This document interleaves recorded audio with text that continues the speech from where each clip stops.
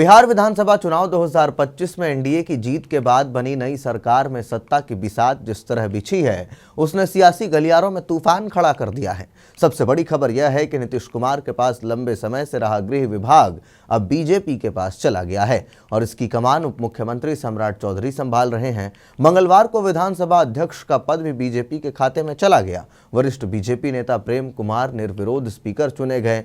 इन घटनाओं के बाद विपक्षी महागठबंधन ने सनसनीखेज दावा कर दिया है कि बीजेपी अब नीतीश कुमार को मुख्यमंत्री की कुर्सी से हटाकर बिहार में अपना मुख्यमंत्री बनाने की तैयारी कर रही है।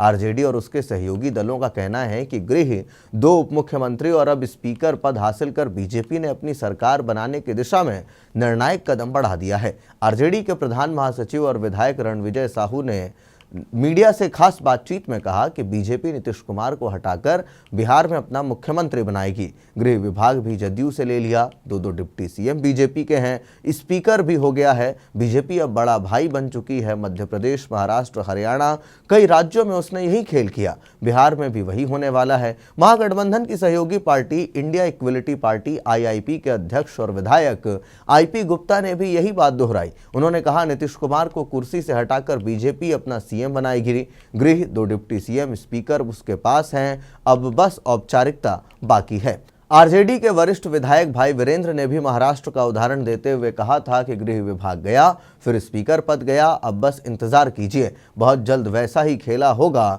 जैसा महाराष्ट्र में हुआ। विपक्ष के इन दावों को बीजेपी ने सिरे से खारिज कर दिया है। बीजेपी विधायक संजीव चौरसिया ने कहा, नीतीश कुमार ही मुख्यमंत्री हैं और रहेंगे। गृह विभाग, उप मुख्यमंत्री के पद, स्पीकर का चयन सब आपसी सहमति और गठबंधन धर्म के तहत हुआ है। विपक्ष बेचैन है, इसलिए भ्रम फैला रहा है। एनडीए पूरी तरह एकजुट है। हालांकि बीजेपी के अंदरूनी सूत्र बताते हैं कि पार्टी नीतीश कुमार पर दबाव बढ़ा रही है और 2029 के लोकसभा चुनाव को देखते हुए बिहार में अपनी मजबूती पकड़ चाहती है। दूसरी तरफ जदयू के नेता इस बात से आशंकित हैं कि कहीं उनके साथ भी शिवसेना और एनसीपी जैसा सलूक ना हो जाए। फिलहाल बिहार की सियासत में तलवारें खिंची हुई हैं। एक तरफ विपक्ष ऑपरेशन लोटस का शोर मचा रहा है तो दूसरी तरफ बीजेपी इसे महज अफवाह बता रही है।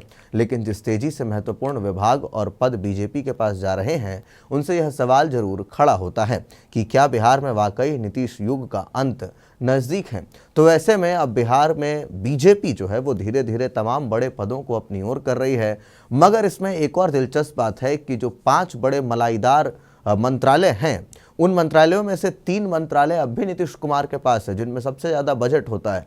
तो ये चीज़ें जो है अब लगातार सवाल भी खड़ा कर रही हैं कि क्या नीतीश कुमार अब कहीं ना कहीं बैकफुट पर जा सकते हैं और बीजेपी धीरे धीरे सीएम की कुर्सी हथिया लेगी। आप क्या कुछ सोचते हैं? कमेंट बॉक्स में अपनी राय जरूर दें। तब तक के लिए दीजिए इजाज़त। धन्यवाद।